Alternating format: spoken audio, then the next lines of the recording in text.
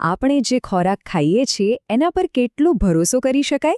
વેલ, આજની આ ચર્ચામાં આપણે ફૂડ સેફટી જેવા ખૂબ જ અગત્યના વિષય પર ઊંડા ઉતરીશું અને એ પણ જાણીશું કે આપણી થાળીમાં શું પીરસાઈ રહ્યું છે એની ખાતરી કેવી રીતે કરવી. ક્યારે એવો વિચાર આવ્યો છે કે આપણે જે દૂધ પીએ છીએ કે પછી રસોઈમાં જે મસાલા વાપરીએ છીએ એમાં ખરેખર શું છે? કારણ કે ઘણીવાર જેવું દેખાય છે એવું હોતું નથી અને બસ આ જ રહસ્ય પરથી આજે આપણે પડદો ઉઠાવવાના છીએ. અને જુઓ, આ વાત માત્ર સ્વાદ કે ગુણવત્તા પૂરતી નથી. ખાવાની વસ્તુઓમાં જે ભેળસેળ થાય છે ને એ સીધી આપણા સ્વાસ્થ્ય પર અસર કરે છે. એનાથી કિડનીની તકલીફો, પાચનની ગરબડ અને કેન્સર જેવી ગંભીર બીમારીઓનું જોખમ પણ વધી શકે છે. તો ચાલો ફટાફટ જોઈ લઈએ કે આજે આપણે શું જાણવાના છીએ. આપણે ખોરાકમાં છુપાયેલા જોખમોથી શરૂઆત કરીશું, પછી જોઈશું કે આપણા રસોડાને જ એક નાની લેબ કેવી રીતે બનાવી શકાય.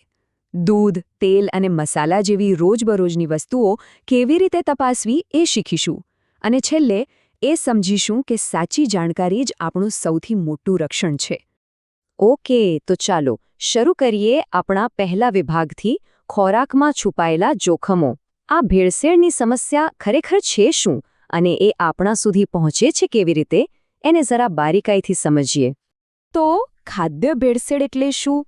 એનો સીધો મતલબ છે કે પૈસા કમાવા માટે જાણી જોઈને આપણા ખાવામાં સસ્તી, બિનજરૂરી અને ક્યારેક તો ઝેરી વસ્તુઓ ઉમેરવામાં આવે છે. એટલે કે આ માત્ર ક્વોલિટી ઘટાડવાની વાત નથી, આ તો આપણા સ્વાસ્થ્ય સાથે સીધા ચેડા છે. પણ એક સારી વાત એ છે કે આ બધી ભેળસેળને પકડવાની તાકાત આપણા પોતાના ઘરમાં, આપણા રસોડામાં જ છુપાયેલી છે. આપણું રસોડું જ આપણી પહેલી પ્રયોગશાળા બની શકે છે. અને આ બધી જે ટેસ્ટિંગની રીતો છે એ કોઈ ઘરેલું નુસ્ખા નથી. આ બધી માહિતી ભારત સરકારની સંસ્થા FSSAI દ્વારા બહાર પાડવામાં આવેલી ડાર્ટ મેન્યુઅલ પર આધારિત છે. આ એવા સરળ અને ઝડપી ટેસ્ટ છે જે ઘરમાં કોઈ પણ કરી શકે છે. ચાલો તો હવે સીધા એક્શનમાં આવીએ. આપણે રોજબરોજના વપરાશમાં આવતી વસ્તુઓ જેમ કે દૂધ અને તેલ જેવા પ્રવાહી પદાર્થોની તપાસથી શરૂઆત કરીએ. આ જુઓ તો ખરા કેટલું સરળ છે. દૂધમાં પાણીની ભેળસેળ છે કે નહીં એ જાણવા માટે બસ એક ઢાળવાળી સપાટી પર એનું ટીપું પાડો. જો દૂધ શુદ્ધ અને ઘટ્ટ હશે તો એ ધીમે ધીમે નીચે જશે અને પાછળ એક સફેદ લીટી છોડશે. પણ જો પાણી મળવેલું હશે તો એ કોઈ નિશાન છોડ્યા વગર તરત જ સરકી જશે. હવે એક વધુ ગંભીર ભેળસેળની વાત કરીએ, ડિટર્જન્ટ. એને ચેક કરવું પણ એટલું જ સહેલું છે. થોડું દૂધ એક બોટલમાં લો અને એને જોરથી હલાવો. જો એના પર ખૂબ ગાઢ અને જાડું ફીણ વળે, જે સામાન્ય રીતે નથી વળતું, તો સમજી જાઓ કે એમાં ડિટર્જન્ટની ભેળસેળ હોઈ શકે છે. છે ને એકદમ સરળ પણ અસરકારક? હવે વાત કરીએ ઘી અને નારિયેળ તેલની. અહીં પણ કોઈ સાધનની જરૂર નથી.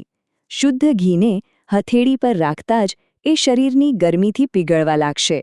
અને શુદ્ધ નારિયેળ તેલને ફ્રીજમાં અડધો કલાક મૂકવાથી એ એકદમ બરફ જેવું જામી જશે.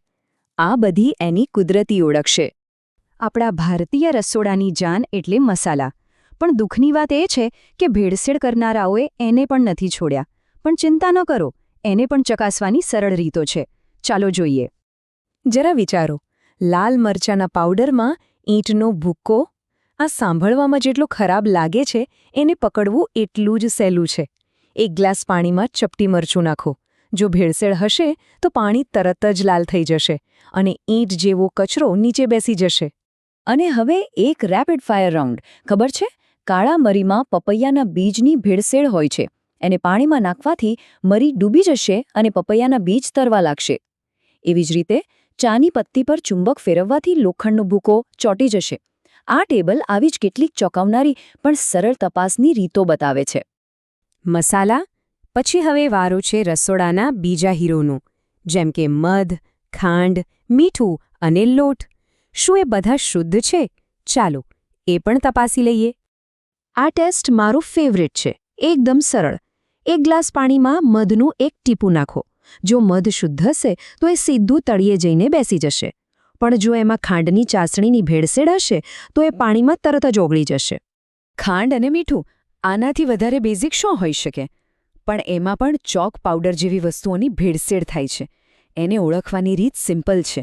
પાણીમાં ઓગાળો. જો બધું ઓગળી જાય તો ઠીક છે, પણ જો નીચે કંઈક સફેદ કચરો જમા થાય તો સમજી લેવાનું કે દાળમાં કંઈક કાળું છે. અને હવે વાત કરીએ ચણાના લોટની, એટલે કે બેસનની. એમાં ક્યારેક કેસરી દાળનો લોટ ભેળવવામાં આવે છે, જે આપણા શરીર માટે સારો નથી. આને પકડવા માટે થોડા લોટમાં પાણી અને ચપટી ખાવાનો સોડા નાખો. જો મિશ્રણનો રંગ ગુલાબી થઈ જાય તો એ ભેળસેળની પાક્કી નિશાની છે. તો આ બધા ટેસ્ટ પરથી શું સમજાયું? સાર એટલો જ છે કે જ્ઞાન એટલે કે સાચી જાણકારી જ આપણું સૌથી મોટું હથિયાર છે. આટલી નાની નાની વાતો જાણીને આપણે એક સ્માર્ટ ગ્રાહક બની શકીએ છીએ અને આપણા પરિવારના સ્વાસ્થ્યની રક્ષા કરી શકીએ છીએ. FSSAIનું આ સૂત્ર બિલકુલ સાચું છે. શુદ્ધ ખાણા યાની સ્વસ્થ જીવન, આ જ તો આપણા બધા પ્રયાસોનો મુખ્ય હેતુ છે. પણ હા, એક વાત ખાસ ધ્યાનમાં રાખવા જેવી છે. આ બધા જે ઘરેલું ટેસ્ટ છે એ પ્રાથમિક તપાસ માટે છે. જો કોઈ વસ્તુ પર ગંભીર શંકા જાય તો હંમેશા કોઈ પ્રમાણિત લેબોરેટરીમાં જેલું ટેસ્ટિંગ કરાવવું જોઈએ. તો હવે આ બધું જાણ્યા પછી રસોડામાં જઈને સૌથી પહેલી કઈ વસ્તુ તપાસવાનું મન થાય છે?